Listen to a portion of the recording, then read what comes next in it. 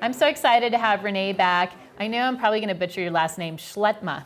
Well, you pronounce it, how do you really pronounce it? Scheltema. Okay. Scheltema. But you can say Scheltema. Scheltema. The film is called Normal is Over, and Renee worked on this film for years and years. It was like your lifeblood, really investing in this. Why was it so important for you to create this film and give everyone just an idea of what it's about too, Renee?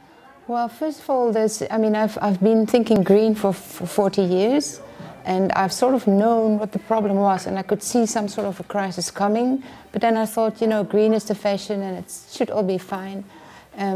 But then, when my children left home, I delved a bit deeper into the problems, and I really wanted to make a documentary focusing on solutions, because most documentary filmmakers, they just focus on climate change or species extinction, and then you go home all depressed, and there's nothing you can do about it. Yeah, and a lot of people need some kind of solutions to feel motivated and inspired that they can make a difference on their own. Well, I think the solutions are far more important than the problems. I mean, the problems are sort of pretty well known. I mean, in Paris, we've now agreed that climate change, yes, it's a fact, but climate change is a symptom of a deeper problem. Species extinction is a symptom of a deeper problem.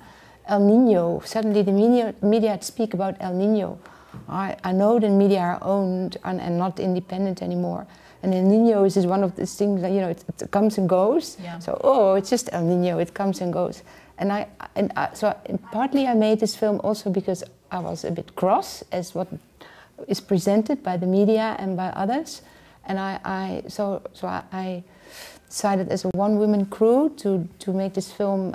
It's mostly self-funded. I have a little bit of seed funding, and I decided to make this film independently, without commissioning editors looking over my shoulders, telling me this, that, and the other.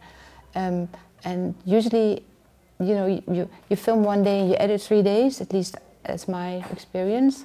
And so I spent a whole year filming, searching for solutions throughout the world. How did you end up finding some of the solutions and showcasing them? Like, how did you decide these are the ones I want to feature and showcase in your film, Normal is Over? Well, I wanted to make a film with solutions on many different levels so that there's something in it for everyone. So from supranational level to down to earth, a poor man in the street can start a vertical veggie garden, but at supranational level, something needs to be done too. Yeah, looking back 40 years, I've been thinking green for 40 years, so I knew economic growth was actually at the root of the problem. And so I was a bit, you have to be a bit opinionated to start tackling the big picture of the world. Yeah, it's a pretty big thing to do, Renee. Yeah, many professors actually said to me, oh really, good luck. But then, so I thought it was going to be about economic growth being the root problem of the symptoms of climate change and species extinction and pollution and all the rest of it. And then as I traveled and as I met more and more people, I discovered that I needed to ask the question, what's actually driving economic growth? And what's driving economic growth is our financial economic system, which is faulty. I mean, it's worked for the Industrial Revolution, but it's not working anymore. It's driving us to, the planet will survive, but it's driving us to extinction as well. And last night I mentioned a little bit about like how it's part of creating the new dream and new possibilities. I've asked a couple of guests this today, but like what are your thoughts on how do we change that system thinking, right? Okay. That's been ingrained in our culture. Yeah, for 5,000 years. Years. Yes. So on my journey, I discovered that we had a monoculture in our financial system. So I thought, you know, Chinese yuan is different from the ruble and from the dollar, but in fact it's all the same system. So it has nothing to do with capitalism or socialism. It has to do with you know, everything in nature degrades and is part of entropy, except with money. We can make more money with money, and that's because of interest.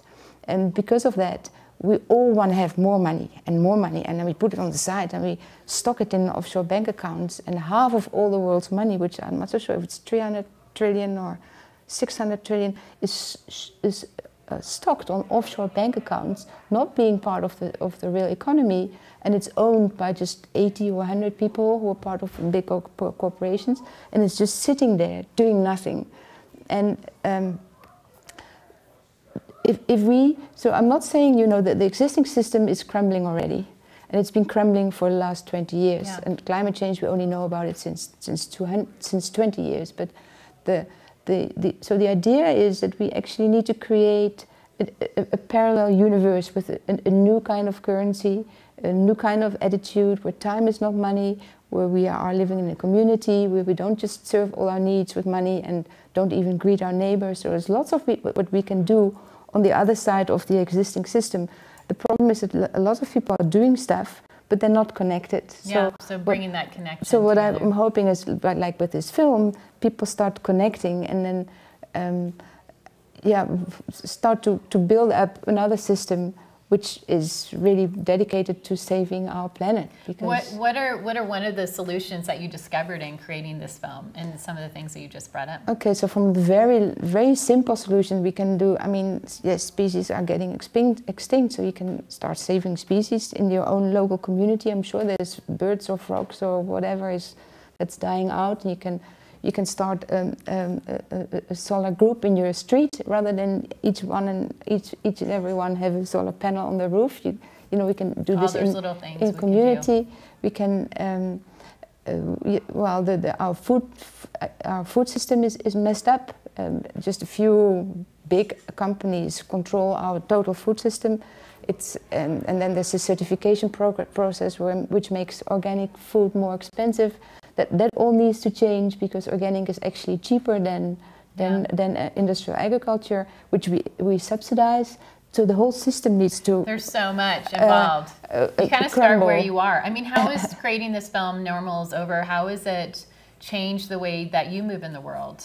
Not much. Not much, because you were already pretty aware of all of this. Yes, yeah. I wouldn't have started this whole big, huge project if I didn't sort of grasp the magnitude of the problem. Sure. Yeah. And what's the wildest thing that happened to you as part of creating this film or making it, especially knowing how long, I mean, you came from Cape Town, I should mention, coming out here to be here. So thank you for just making the journey to share your story and passion in the first place. But what was one of the wildest things? Well, there's several wild things happened. First of all, I shot 180 hours in that 1 year. So to boil 180 hours down to 2 hours has been a big challenge. There's now also a 90-minute version, by the way. Then the other challenge was to simplify the financial economic language, which is made complicated, so almost on purpose, so that you know, if you talk about the ECB is starting to do some quantitative easing, I go next channel. But if you can simplify this complicated, old-fashioned economic language into language that everybody can understand, that was another big challenge. And then, there was little challenges like, you know, carrying 40 kilos around the world and pretending it was just 23 kilos. I managed to get 3 sentences out of Al Gore, even though I signed. That's right. That's a good story. I signed a release form that all the press was not allowed to film, only the first 5 minutes, and then we had to all go because he's protecting his speech, which I think is a bit odd, because if you're really dedicated to changing the world, your speech should be public, but he needs to make money, I suppose, while traveling.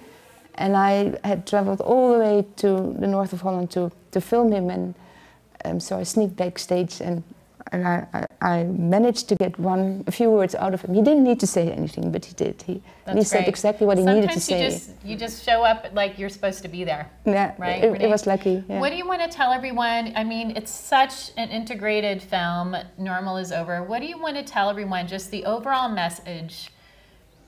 Even if you could do that in like 10 seconds or less, what would you want to say to everyone, knowing you have the platform right now? Watch the film. Watch the film. That's good. Okay. www.normalisoverthemovie.com.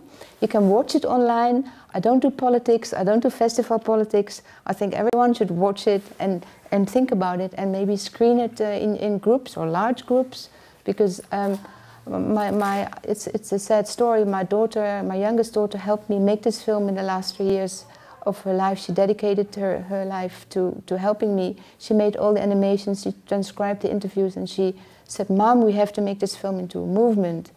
And then she died 2 days after the film was completed. But all her positive energy is in the film, and I already dedicated the film to all the children in the world. It's a personal journey finding solutions, and so both my kids are in the film, but just the last shot is now also in there because it's now also dedicated to her. And my mission is to not become famous, rich, or anything else. I just want to get the people to watch the film, grasp it, take whatever is in there for them, because there's something in it for everyone regarding solutions. And then take it out into the world and spread the word. And it's a beautiful way, Renee, to have the spirit of your daughter continue on and hopefully create a larger change for all of us in the world. So thank you so much. Thank you for being here and for making the journey and for everything you're doing to make a difference.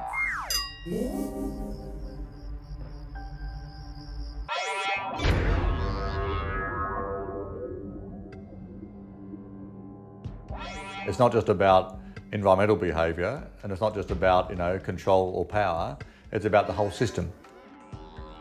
He was looking to reorientate economic policy towards growth.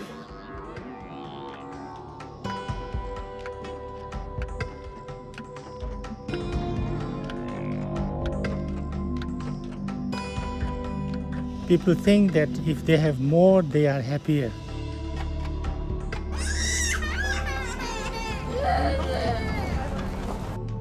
This is a very difficult problem, and the worry is that it will take a real catastrophe before people wake up.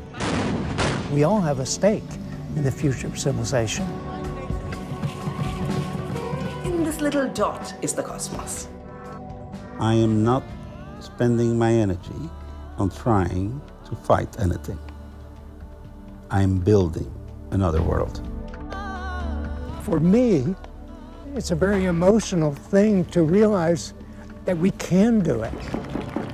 Humanity has the absolute capacity to shine at this point. Oh, he loves a kiss and a cuddle. We have the sense that normal is over.